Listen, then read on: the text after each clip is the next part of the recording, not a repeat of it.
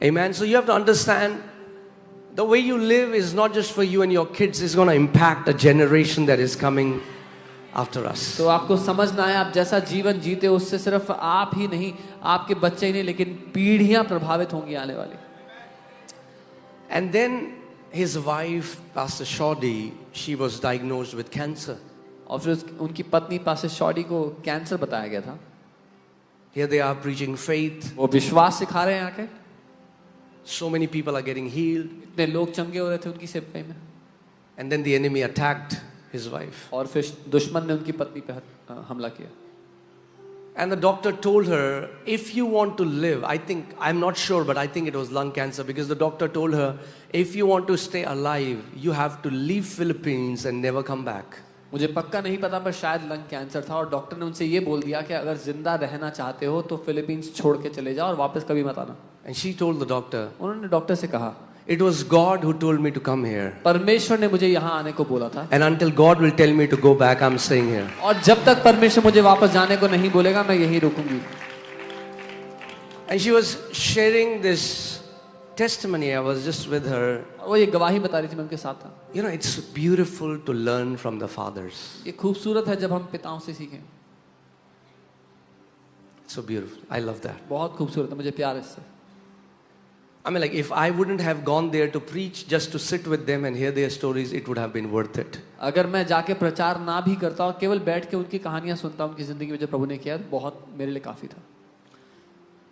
And she said one day she was lying in the bed, she has become so weak. और वो बता रही थी एक दिन वो बिस्तर में लेटी हुई थी, इतनी कमजोर हो गई थी. Because of the chemo, has lost all her hair. Chemo चल रहा था, उनके सारे बाल झड़ गए थे. She's just ready to die. बिल्कुल मरने की कगार पर थी. And then the Lord spoke to her, and Lord said, Shoddy, get out from the bed and start speaking to your body. और तब परमेश्वर ने उनसे कहा, शॉडी अपने बिस्तर से उठो और अपने शरीर से बोलना शुरू करो. God, don't you know परमेश्वर आपको नहीं पता what I'm going through? कि मैं क्या झेल रही हूँ, क्या सह रही हूँ. He knows. उसको पता है. That's why He's telling you the solution. इसीलिए वो आपको समाधान बता रहा है. It's not easy all the time to obey. If you are a victim, you will always seek for sympathy, and sympathy will never bring you to your breakthrough. अगर आप बेचारा बनकर जीना चाहते हैं तो आप कभी भी जय में नहीं आएंगे. अगर आप सहानुभूति ढूंढ रहे हैं तो जय नहीं पाएंगे, क्योंकि वो आपको जय तक आने नहीं देगी. Shoddy, get out of your bed and speak to your body. Shoddy उठो, अपने बिस्तर से अपने शरीर से बात करो. What is she asking the Lord? वो प्रभु से क्या कह रही है? Lord, heal me.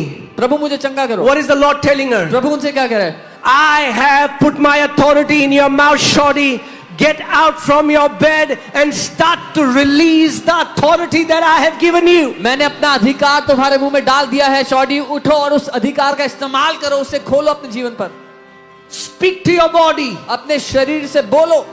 And she did. और उन्होंने ऐसा किया. It was not easy. आसान नहीं था. She got out of her bed. वो अपने बिस्तर से उठी, Start speaking to her body. अपने शरीर से बोलना शुरू किया. And today, और आज she is alive and well. वो जीवित हैं और अच्छी भली हैं. That's why I tell you, इसलिए मैं आपसे कहता हूं, when there are no storms, जब कोई तूफान ना हो, develop your faith. अपने विश्वास को दृढ़ करो.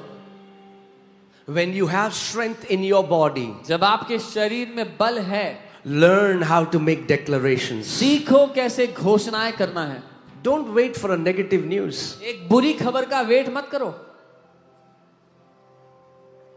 Get enrolled in the training now. प्रशिक्षण में भर्ती हो जाओ अभी. Amen? Amen.